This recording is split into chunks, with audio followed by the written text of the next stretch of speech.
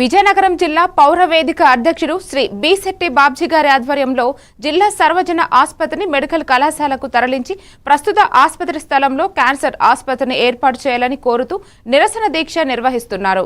ఈ మహత్తర కార్యక్రమానికి మీరు హాజరై ప్రజా గొంతుకకు మద్దతు ఇవ్వాలని అభ్యర్థిస్తున్నారు. జె రామచంద్రరాజు, ప్రధాన కార్యదర్శి, జిల్లా పౌరవేదిక, విజయనగరం. వివిధ మన్యం జిల్లా నుంచి, అటు ఒడిశా నుంచి, ఇటు విజయనగరం జిల్లా నుంచి, మారుమూల ప్రాంతాల నుంచి సుమారు 1500 నుంచి 2000 వరకు ఈరోజు ఓపీ వస్తూ ఉంది. డాక్టర్లకు కూడా సరైనటువంటి రూములు లేవు.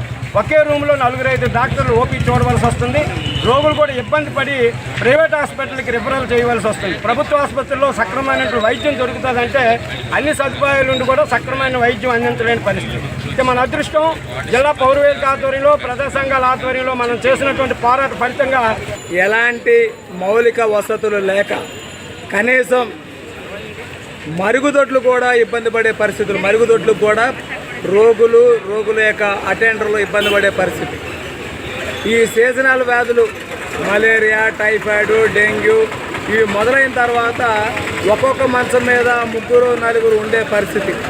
కాబట్టి రాజకీయ విద్వేషాలను పక్కన పెట్టి ఆల్రెడీ గత ప్రభుత్వంలో మంజూరైనటువంటి మెడికల్ కళాశాలలో 750 బెడ్లు సిద్ధంగా ఉన్నాయి.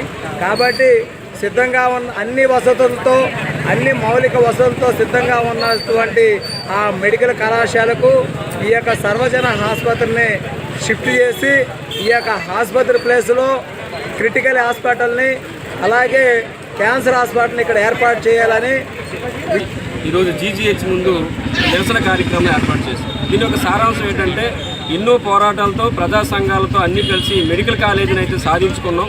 కానీ ఆ సాధించిన మెడికల్ కాలేజీ నిరుపయోగంగా అక్కడే ఉంటుంది. ఈరోజు జీజీహెచ్గా ఇదేదైతే మహారాజాని సర్వజన ఆసుపత్రిగా ఉందో ఇందులో ఓపీ తాకిడి పెరిగింది. పార్కింగ్ కూడా లేని పరిస్థితిలో ఉన్నాం. కాబట్టి ఇలాంటి పరిస్థితుల్లో పేషెంట్కి సౌకర్యార్థం ఈ యొక్క సర్వజన ఆసుపత్రిని ఏదైతే మనం అందరం సాధించుకున్నామో ఈ యొక్క మెడికల్ కాలేజీకి దీన్ని తరలించి ప్రజల యొక్క వైద్యాన్ని, మెరుగైన వైద్యాన్ని అందించే విధంగా ఇక్కడ ఉండే పాలకపక్షాలు, ప్రజాసంఘ పాలకపక్షాన్ని మేమందరం కూడా కోరుకోవడం